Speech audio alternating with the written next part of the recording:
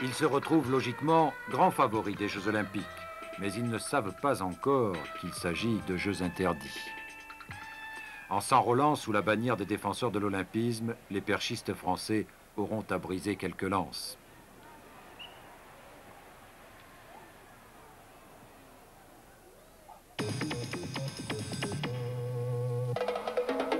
Ce matin à Paris, à l'Institut national des sports, les athlètes français, au cours d'une conférence de presse, ont une nouvelle fois pris position en constituant un comité de soutien aux Jeux Olympiques.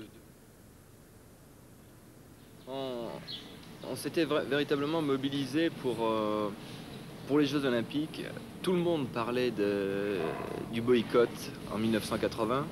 Les hommes politiques, les journalistes, tout le monde prenait position et on ne demandait jamais la position des athlètes. Et je crois qu'il y a eu un ras-le-bol général qui a fait que, pour une fois, on s'est véritablement battu et mobilisé pour avoir la parole. On a fait plusieurs conférences de presse et on a fait un appel aux sportifs du monde entier. Il y avait Cornelia Hannig qui est venue, qui est une escrimeuse allemande. Il y a eu un waterpoliste américain. Il y a eu un Africain. Et on a essayé de réunir toute une population de sportifs représentatifs du monde. Et on a fait donc cet appel à l'olympisme et au non-boycottage des Jeux Olympiques. Et je crois que c'était un moment très très fort parce qu'on ressentait véritablement toute une jeunesse mondiale pour préserver nos droits et ce que représente l'olympisme. Ce que ne connaîtront jamais d'ailleurs les hommes politiques ou les journalistes parce que quand on vit ces choses-là de l'intérieur, c'est quelque chose qu'on ne peut pas retransmettre. C'est tellement fort et tellement émouvant que ça serait dommage de nous enlever ça, je crois. Les Jeux Olympiques, c'est une rencontre d'hommes avec tous leurs problèmes, mais les uns et les autres réunis autour d'un trésor commun. Oui, je crois que les Jeux Olympiques resteront toujours les Jeux Olympiques. C'est une compétition un peu à part qui... Ce trésor, qui n'a rien les de perchistes de championnat Colombes d'Europe, de championnat du furent monde. parmi les C'est premiers à le conquête du défendre, sport, avec et conviction, pouvoir flamme et passion. défendre, Ce qu'ils ont à dire de l'olympisme est cristallisé dans cet appel aux athlètes du monde, qu'ils lanceront dans toutes les langues avec leurs amis athlètes de toutes les couleurs. Les Jeux Olympiques nous appartiennent. Nous voulons nous retrouver tous les 4 ans, au-delà de nos différences de race, de religion ou de politique. Nous voulons nous retrouver dans un esprit de loyauté, de compréhension et de paix. Les 5 anneaux olympiques sont les derniers maillons de la coexistence pacifique. Sans les sportifs français, sans les perchistes, la France, patrie de Coubertin, ne serait pas allée à Moscou, ainsi que plusieurs pays occidentaux qui finalement renoncèrent au boycott. Les athlètes français ne sauvèrent pas les Jeux Olympiques d'ici ou d'ailleurs, ils défendirent simplement l'olympisme. Cela restera la plus belle de leur victoire, surtout pour Patrick Abada, finalement privé de jeu pour cause de blessure. La médaille de l'olympisme n'existant pas encore à l'heure des bilans, la moisson de la perche fut malgré tout ressentie comme assez maigre. Thierry Vigneron termina 7e, n'exprimant pas tout son talent, victime de ses tout juste 20 ans. Jean-Michel Bello se plaça 5e, juste derrière Philippe Ouvion, le rival et ami des perchistes de Colombes. De toute façon, ce jour-là, un Polonais, Kozakiewicz, était intouchable et prêt à décrocher la Lune.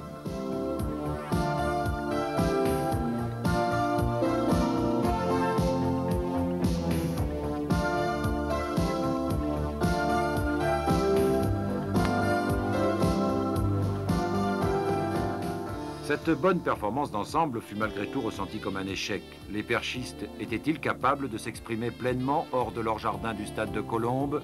Cette question que l'on se posa à Moscou, on allait se la poser ensuite aux championnats d'Europe à Athènes en 1982 et surtout à Helsinki en 1983 où Jean-Claude Perrin lui-même commença à douter.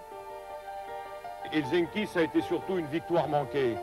Victoire manquée parce que tout avait été fait, tout était prêt. J'avais des gars remarquables, combatifs, bien préparés et où il n'y avait aucune difficulté. Normalement, sur les 3, ça devait passer.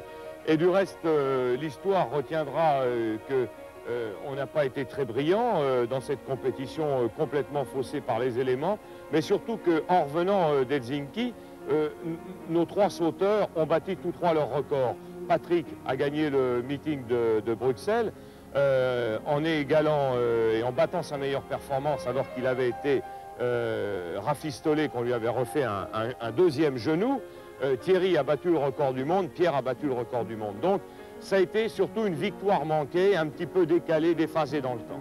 Patrick Abada, véritable miraculé du sport depuis sa blessure au genou, se comporta honorablement et trouva encore grâce aux yeux de l'entraîneur. Ce ne fut pas le cas de Thierry Vigneron et de Pierre Quinon.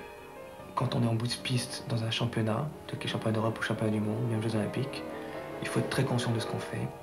Il faut savoir personnellement ce qu'on a fait, à titre individuel, pour être là. Et on peut compter sur soi-même. Donc c'est une démarche complètement individuelle, complètement personnelle. Et à Helsinki, en bout de piste, je me suis trouvé...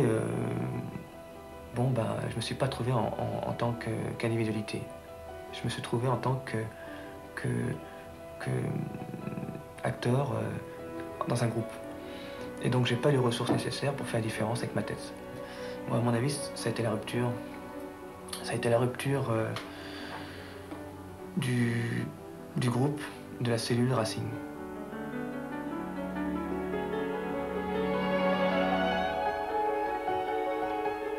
On a mis du temps à se remettre de cet échec sportif et de cette rupture, entre parenthèses, de ce couple magique entre l'athlète et l'entraîneur. Donc si on regarde les résultats a posteriori, bon, ça a été une bonne chose. Mais ceci dit, au niveau des relations affectives, bon, ça a été très difficile à supporter. Mais ça permet aussi à l'athlète de s'affirmer et de prendre beaucoup plus de responsabilités, ce qui a été mon cas par la suite. Des échecs jusqu'au succès, on passe par une série de douloureuses remises en cause. Ce sont des propos qui étaient tenus à chaud, quelque peu déformés, et vous connaissez les limites de la presse dans ce domaine. Mais surtout, c'était des propos de cœur et c'était des propos qui étaient collectifs. La volée de Boisvert s'adressait à nous tous collectivement. Eux, comme moi, devions repenser au problème de la dernière marche qui nous séparait du podium. La dernière marche, celle qui jusqu'ici s'est toujours dérobée. Découvrir la partie de l'échec qui n'appartient qu'à soi. Remettre en cause chez l'entraîneur ce qui n'appartient plus à l'éducateur. On en est là.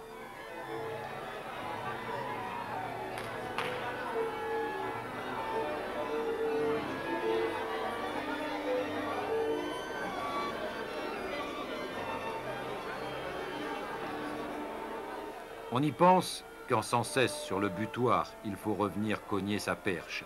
On y pense en faisant mine d'oublier l'omniprésent Perrin. Pierre Quinon avec Georges Martin, un nouvel entraîneur technique. Thierry Vigneron avec Alain Ripoll. On se motive. On ne veut avoir en tête que des images de joie, des images de défis victorieux. Il faut que ça devienne une obsession. Les Jeux Olympiques de Los Angeles sont là.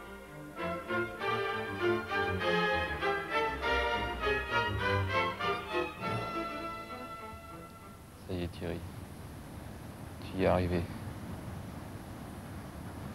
C'est le jour où il faut tout concrétiser. T'as fait tout ce qu'il fallait. T'es en bout de piste. C'est toi face à la barre. C'est simple. Cours cool, pique vite haut. Le reste, tu sais le faire. C'est beau.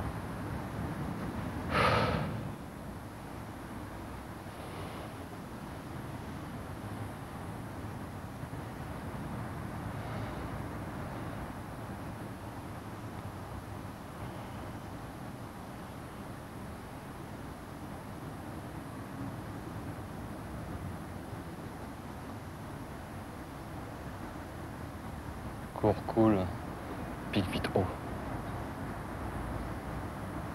Cours cool, pique vite haut. Cours cool, pique vite haut. Il y a la petite note, et qui se fait avec la tête, qui se fait pas avec les muscles. Il faut faire les choses comme on les sent, il faut que ça vienne de soi. Il faut pas que quelqu'un dise, tiens, par exemple, un exemple tout bête, à l'entraînement, l'entraîneur s'approche et dit, bon, aujourd'hui tu fais ça, ce soir tu fais ça. Et que machinalement, Parce que c'est le programme, on fait ça, et en tel temps, telle série. Ça, c'est pas bon. Et c'est ce que j'avais fait, et je m'étais laissé prendre... Enfin, on m'avait prise en main, à l'arrivée du Racing, on m'avait prise en main pour m'amener jusqu'à mon meilleur niveau. Et puis non, il y a un moment, il faut être acteur de ça. Si on n'est pas acteur de son plan d'entraînement, de son hygiène de vie, de tout ce qui fait la vie d'un athlète, et ben, à un moment, ça marche pas. Ça a ses limites.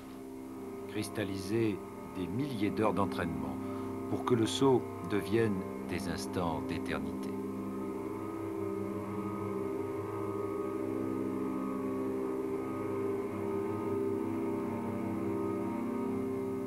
Tu as tout fait.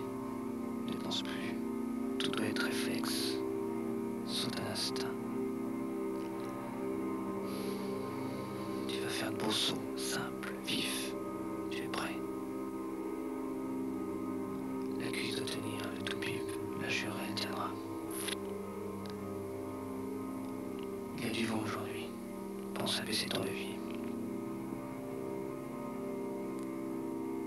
Ne te relâche jamais. Même si tu domines, bats-toi jusqu'au bout. Rappelle-toi la défaite.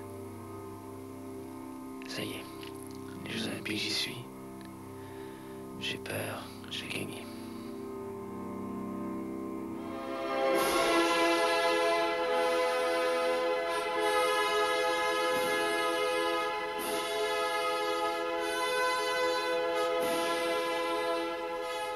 Quand la barre commença à monter, on assista à un duel franco-américain entre Pierre Quinon et Thierry Vigneron d'une part, Mike Tully et Earl Bell d'autre part. Mike Tully et Earl Bell, qui quelques années auparavant avaient confié à Kaddour Rahal que Jean-Claude Perrin était devenu pour eux le meilleur coach du monde. Étonnante prémonition.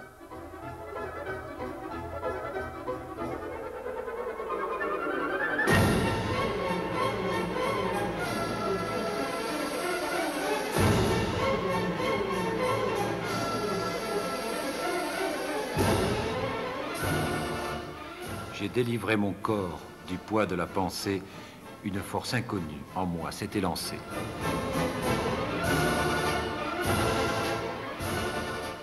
Los Angeles a réduit les jeux de Thierry Vigneron. Bon, c'est dur à dire. Ça, c'est quelque chose qui me... Bon, c'est très dur à dire, mais c'est la réalité.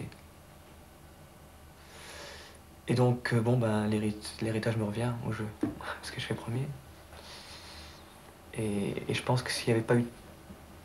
S'il n'y avait pas eu Perrin, s'il n'y avait pas eu toute cette ambiance, s'il n'y avait pas eu toute cette histoire de perche à Colombes, j'aurais pas été champion olympique. La joie, ça dure quelques minutes. On sait qu'on a gagné, paf, c'est un coup de chaud fabuleux. Tout explose, tout implose. Et puis après, c'est déjà le contrôle anti-doping pour voir si on n'a pas triché. C'est hop, quelques interviews à la sauvette à chaud, où on raconte n'importe quoi, parce qu'on est en train de redescendre. Et puis c'est le podium avec la Marseillaise et tout. Tac, on est dans notre truc qui est tellement beau, qui est tellement fabuleux. Puis d'un coup, paf, on nous reprend. Allez, maintenant, il faut passer au...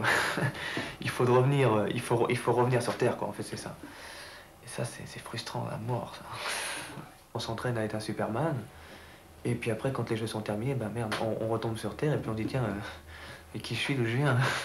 C'est vrai, non, c'est un peu ça, c'est rigolo. Faut pas dramatiser, mais c'est un peu ça. On vit dans une bulle complètement, hein, pendant 1 ou 2 mois, pour être ce champion d'un jour, parce que ça nous tient à cœur et c'est bien légitime.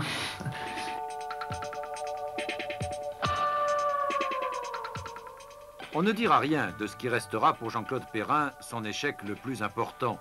La rupture totale et définitive avec Serge Ferreira, garçon fantasque et attachant, qui passa près de 20 ans à l'école de Perche. Serge sombra à Los Angeles parce qu'il s'était exclu du groupe, définitivement, sans idée de retour, contrairement à Vigneron et Quinon, après les désaccords d'Helsinki. Nous n'en dirons rien, car cet échec, douloureusement ressenti, leur appartient.